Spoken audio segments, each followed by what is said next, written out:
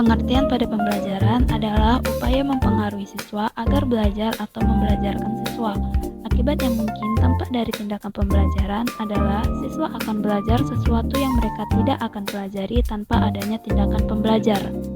Menurut ahli J.R. David, strategi pembelajaran dapat diartikan sebagai a plan, method, or series of activities designed to achieve a particular educational goal. Atau strategi pembelajaran adalah perencanaan yang berisi tentang rangkaian kegiatan yang didesain untuk mencapai tujuan pendidikan tertentu. Pada strategi pembelajaran terdapat beberapa jenis. Yang pertama yaitu strategi ekspositori.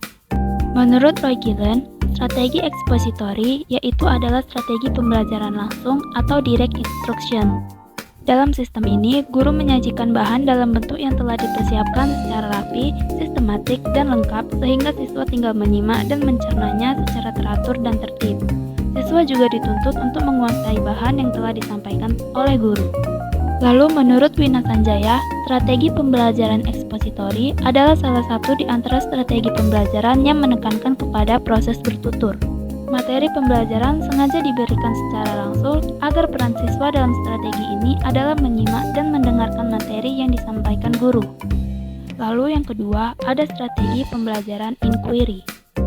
Menurut Kaufman, inquiry learning adalah model pembelajaran yang secara langsung melibatkan siswa untuk berpikir, mengajukan pertanyaan, melakukan kegiatan eksplorasi, dan eksperimen sehingga siswa mampu menyajikan solusi atau ide yang bersifat logis dan ilmiah. Menurut Hanafia dan Sujana, model pembelajaran inquiry merupakan metode pembelajaran yang menuntut siswa untuk dapat menemukan sendiri pengetahuan, sikap, dan keterampilan sebagai wujud adanya perubahan perilaku. Selanjutnya yang ketiga ada strategi pembelajaran deduktif. Menurut Busrah, pendekatan deduktif adalah salah satu pendekatan yang berdasarkan aturan-aturan yang telah disepakati. Pendekatan pembelajaran deduktif adalah pembelajaran dengan cara berpikir yang bertolak dari pernyataan yang bersifat umum, untuk selanjutnya menarik kesimpulan yang bersifat khusus.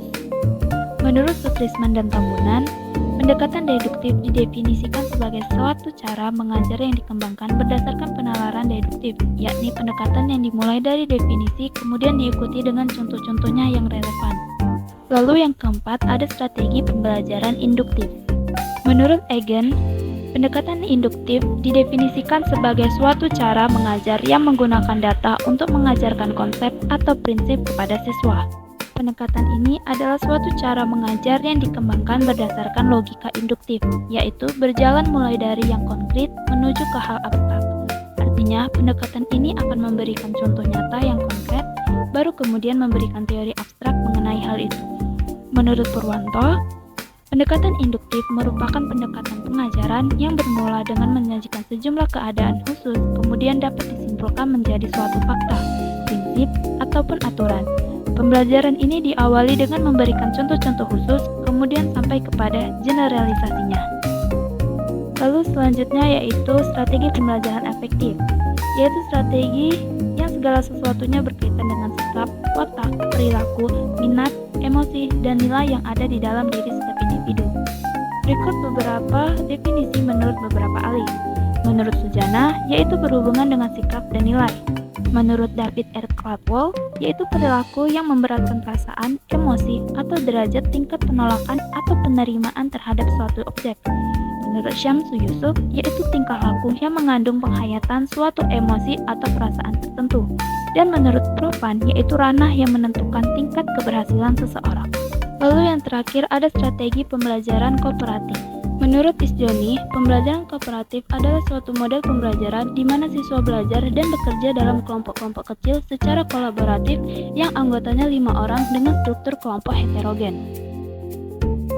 Lalu menurut Sugianto, pembelajaran kooperatif adalah model pembelajaran yang berfokus pada penggunaan kelompok kecil siswa untuk bekerja sama dalam memaksimalkan kondisi belajar untuk mencapai tujuan belajar. Dan menurut Rohman, pembelajaran kooperatif adalah model pembelajaran yang menekankan pada saling ketergantungan positif antar individu siswa, adanya tanggung jawab perseorangan, tatap muka, komunikasi intensif antar siswa, dan evaluasi proses kelompok.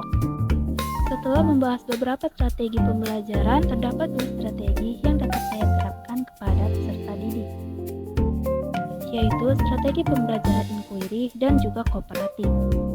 Dengan pembelajaran inquiry, siswa mampu belajar untuk mencari dan menyelidiki sesuatu secara sistematis, kritis, logis, dan analitis, sehingga mereka dapat merumuskan sendiri penemuannya dengan penuh percaya diri. Dalam strategi inquiry, pastinya terdapat kelebihan dan kekurangan dalam mengimplementasikannya. Kelebihannya, dalam strategi ini dapat mendorong siswa untuk berpikir dan bekerja atas inisiatifnya sendiri, bersikap objektif, jujur, dan terbuka. Lalu mendorong siswa untuk berpikir inisiatif dan merumuskan hipotesisnya sendiri. Situasi belajar menjadi lebih merangsang dan dapat mengembangkan bakat atau kecakapan siswa. Pada kekurangannya, strategi ini terkadang memerlukan waktu yang panjang sehingga sering pendidik sulit menyesuaikannya dengan waktu yang telah ditentukan.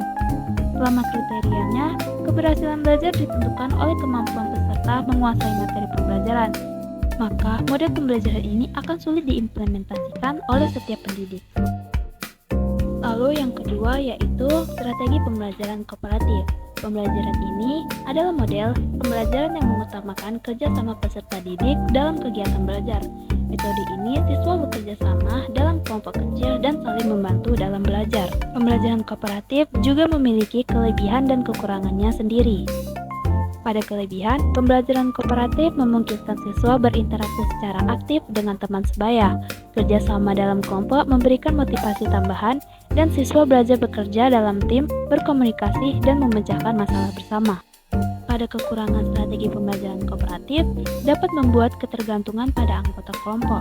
Jika ada anggota kelompok yang kurang berkontribusi, siswa lain mungkin merasa frustasi.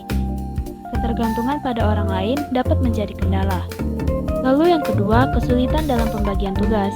Pembagian tugas yang adil dan efisien dalam kelompok biasa menjadi tantangan. Terkadang ada ketidakseimbangan dalam kontribusi.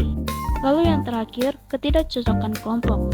Jika kelompok tidak terbentuk dengan baik atau memiliki dinamika yang buruk, pembelajaran kooperatif dapat menjadi kurang efektif. Sekian penjelasan mengenai materi strategi pembelajaran. Saya harap pembahasan yang telah saya bahas dapat bermanfaat bagi teman-teman semuanya. Semoga beruntung.